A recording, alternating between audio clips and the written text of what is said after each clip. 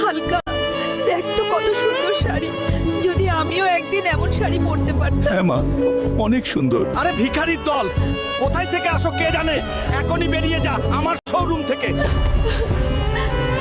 বাবা হালকা, আমরা গরিব বলেই কি আমাদের কোনো মান সম্মান নেই?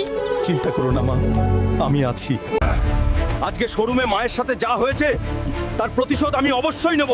আমি এত টাকা ইনকাম করব যে টাকা গুনতে গুনতে থুতু শুকিয়ে যাবে। স্যার, আমি আপনার জন্য কাজ করব, তার বদলে আমাকে 5 কোটি টাকা দিতে হবে। ঠিক আছে হালকা, তোমার মতো শেরকে তো আমার দরকার।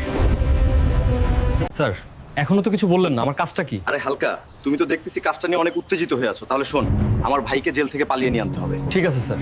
বন্ধু, এই কাজে অনেক রিস্ক আছে, তুই এই কাজটা করিস না। আমি আমার মায়ের জন্য সবকিছু করতে পারি। চলো, আমি তোমাকে নিতে এসেছি।